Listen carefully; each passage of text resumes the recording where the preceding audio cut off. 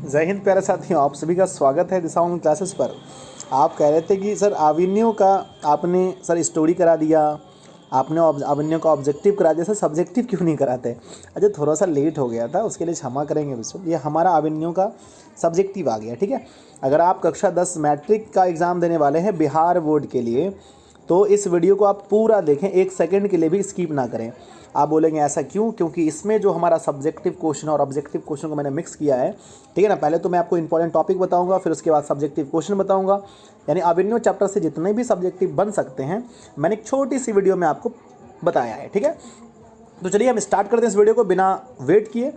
तो मेरे प्यारे भाई, इससे पहले अगर आपने मेरा पूरा स्टोरी वाला वीडियो नहीं देखा जिसमें मैं फेस टू फेस बताया हूँ, तो उसे जाके लिंक नीचे देख लीजिए। अगर इसका आपने ऑब्जेक्टिव एमसीक्यू नहीं किया है तो उसका भी लिंक नीचे, आप उन दोनों वीडियो को कर लीजिए, या फिर ऐसा कीजिए आप इस वीडियो को देख लीजिए फिर उसको कर लीजिएगा, लेकिन कीजिएगा ज़रूर। अगर आपने वर्णिका पूरा नहीं पढ़ा तो हमने वर्णिका पढ़ाया है, और आपने इसके पहले के 8 चैप्टर नहीं पढ़े हैं तो मैंने उसको भी पढ़ाया है। आप सबको पढ़ लीजिए अच्छे से। हिंदी में 100 में से 90 प्लस लाना है बच्चों, किसी भी हाल में 90 प्लस आना चाहिए सबका। तो चलिए पढ़ते हैं। लिखा है कि लेखक परिचय। इस पाठ के लेखक अशोक वाजपेयी का जन्म 16 जनवरी 1941 में दुर्ग छत्तीसगढ़ में हुआ था, किंतु उनका मूल निवास मध्य प्रदेश में था। माता का नाम निर्मला देवी और पिता का नाम परमानंद वाजपेयी था। इतना तो आपको याद रखना है।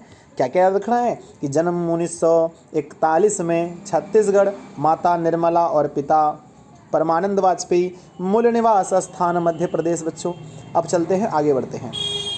इसकी प्रमुख रचनाएं कौन कौन सी है? एक पतंग अनंत में, थोड़ी सी जगह और फिलहाल इसकी प्रमुख रचना है। और बहुत सारी है, लेकिन मैंने आपको 3 बताए जो एग्जाम में पूछी जाती है ना। कौन कौन सा? एक पतंग अनंत में किसकी रचना है? अशोक वाजपेयी की। थोड़ी सी जगह अशोक वाजपेयी, फिलहाल अशोक वाजपेयी की रचना है। इंपॉर्टेंट महत्वपूर्ण बिंदु को पढ़ लीजिए, आपका ऑब्जेक्टिव यहीं से हो जाएगा बंटाधार। आपको साहित्य अकादमी पुरस्कार 2004 में नवाजा गया। एग्जाम में पूछा जाएगा साहित्य अकादमी पुरस्कार अशोक वाजपेयी को कब मिला, तो आंसर बोलेंगे सर 2004 में मिला। लेखक 10 वर्ष पहले आविन्यो गए थे। कहाँ गए थे? आविन्यो एक पुराना शहर का नाम है जो फ्रांस, दक्षिण फ्रांस के रोन नदी के किनारे स्थित है ना। आविन्यो दक्षिण फ्रांस में रोन नदी के किनारे स्थित है। आविन्यो कभी पोप की राजधानी हुआ करती थी। पूछेगा निम्नलिखित में से कौन पोप की राजधानी हुआ करती थी? आंसर मारना है आविन्यो।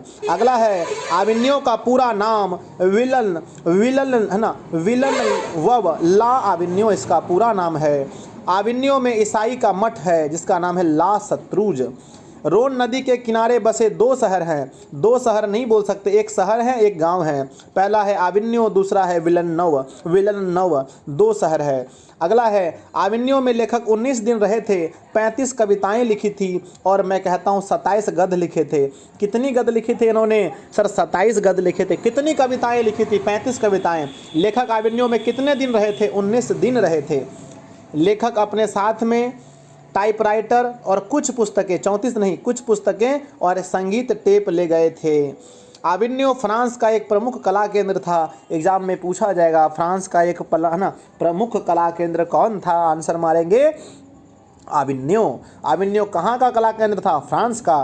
नदी किनारे लेखक को विनोद कुमार शुक्ल की कविता नदी चेहरे लोगों की याद आती है। एग्जाम में पूछा जाएगा अशोक वाजपेयी को नदी के किनारे किसकी कविता याद आती है? विनोद कुमार शुक्ल की। कौन सी कविता? नदी चेहरे लोगों के। लेखक अपने आप को नदी के समान बहता हुआ महसूस करते हैं। लेखक नदी की समानता कविता से करते हैं। एग्जाम में पूछा जाएगा लेखक नदी की समानता किससे करते हैं? तो गुरुजी कविता से करते हैं। अब आया क्वेश्चन, आविन्यो क्या है और वह कहाँ स्थित है? आंसर हमारा है आविन्यो फ्रांस में स्थित। आविन्यो फ्रांस में रोन नदी के किनारे बसा एक पुराना शहर है। आविन्यो क्या लिखेंगे? आविन्यो फ्रांस, दक्षिण फ्रांस में रोन नदी के किनारे बसा एक पुराना शहर है। बस इतना ही लिखना है, 2 नंबर आपका पक्का हो जाएगा। अगला क्वेश्चन नंबर 2 है सब्जेक्टिव क्वेश्चन। हर वर्ष आविन्यो में कब और कैसा समारोह हुआ करता है? अगर आपने हमारा स्टोरी नहीं सुना तो जाके सुन लीजिए, आपका एक क्वेश्चन रत्ती भर भी नहीं छूटेगा। ये मेरा वादा है प्यारे बच्चों, एक क्वेश्चन भी नहीं छूटेगा। हर वर्ष आविन्यो में कब और कैसा समारोह हुआ करता है? आंसर है हर वर्ष आविन्यो के गर्मियों के समय में एक अत्यंत प्रसिद्ध और लोकप्रिय समारोह रंग समारोह हुआ करता है। किस समय में? तो याद रखिए गर्मी के समय में अत्यंत प्रसिद्ध लोकप्रिय रंग समारोह हुआ करता है। अगला प्रश्न है ला शत्रुज क्या है और वह कहाँ स्थित है, आजकल उसका क्या उपयोग होता है। तो उत्तर है हमारा ला शत्रुज आविन्यो शहर में ईसाई मठ हुआ करता था, परंतु अब उसे कला केंद्र बना दिया गया है ना। एक समय था जब यह ईसाई मठ हुआ करता था, परंतु अभी इसे कला केंद्र बना दिया गया है। अगला प्रश्न है नदी के तट पर बैठे हुए लेखक को क्या अनुभव होता है, सबसे इंपॉर्टेंट क्वेश्चन एग्जाम के लिए। आंसर है नदी के तट पर बैठे हुए लेखक को यह अनुभव होता है कि वह नदी के जल के समान के साथ बह रहा है, नदी के जल के साथ बह रहा है, बह रहा है, बह रहा है, ऐसा अनुभव होता है। अगला प्रश्न है नदी और कविता में लेखक क्या समानता पाते हैं। आंसर है नदी और कविता में समानता बताते हुए लेखक कहते हैं कि जिस तरह कई जगहों के जल आकर नदी में मिल जाते हैं, ठीक उसी तरह कई जगह से शब्द आकर कविता में मिल जाते हैं। जिस तरह नदी का कोई अंत नहीं, उसी तरह कविता का भी कोई अंत नहीं। जिस तरह नदी में लोग बह जाते हैं, उसी तरह कविता को पढ़कर भी लोग उसमें खो जाते हैं। यही कविता और नदी में समानता है जो कि लेखक ने बताया है। आपके एग्जाम में आएगा नदी और कविता में क्या समानता लेखक ने बताया है।